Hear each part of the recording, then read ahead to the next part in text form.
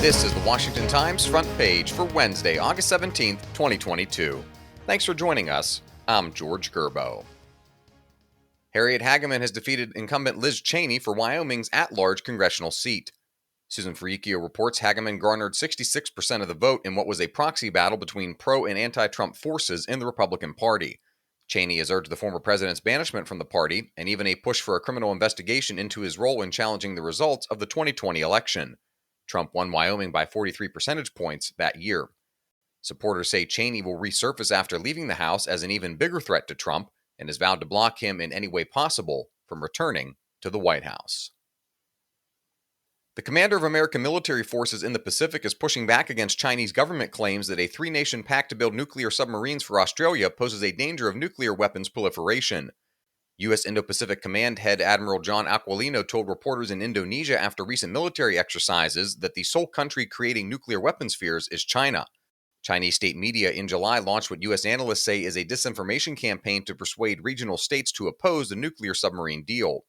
China's nuclear buildup has alarmed the Pentagon at a moment when the U.S. military is modernizing all of its nuclear forces to meet the challenge of deterring both China and Russia.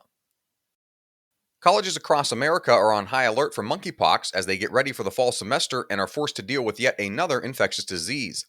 Tom Howe reports administrators are pointing out that, unlike COVID-19, monkeypox requires close contact, and the virus is unlikely to be transmitted among students sitting in a classroom. Still, the American College Health Association says schools are taking monkeypox seriously. The Centers for Disease Control and Prevention have recorded nearly 11,900 cases of monkeypox nationwide. The disease is endemic to parts of Africa, but started spreading in the U.S. and other countries in mid-spring. You can read all of these stories at WashingtonTimes.com/front page. You can also find the entire lineup of Washington Times podcasts at WashingtonTimes.com/podcasts. Department of Homeland Security statistics show fentanyl is surging across the southern U.S. border at an alarming rate, with July's rate of seizures shattering the previous record and tripling the rate from June. Stephen Dinan reports Customs and Border Protection reported seizing 2,071 pounds of fentanyl at the border in July. That was 60% more than the previous record, set in April, and more than triple the 640 pounds seized in June. That's worrisome because authorities say the number of seizures is a yardstick for the overall flow of drugs. When more fentanyl is found, even more is getting past authorities. Customs and Border Protection pointed to several large seizures that fueled July's numbers. One GMC truck stopped by Border Patrol agents was found to have about 250 pounds of fentanyl pills.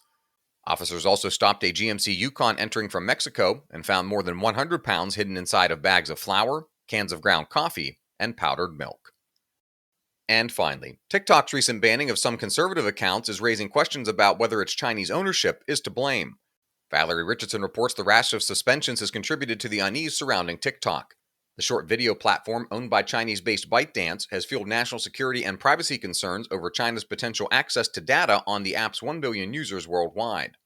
TikTok did not respond to requests for comment, but the company pushed back against previous accusations of Chinese government interference. Find all of today's front page stories at WashingtonTimes.com/front page or on the Washington Times app, and find us wherever you get your podcasts. Just search Washington Times in your favorite podcast app. You can also find us on Twitter and Instagram at Wash Times for breaking news, sports, commentary, and more.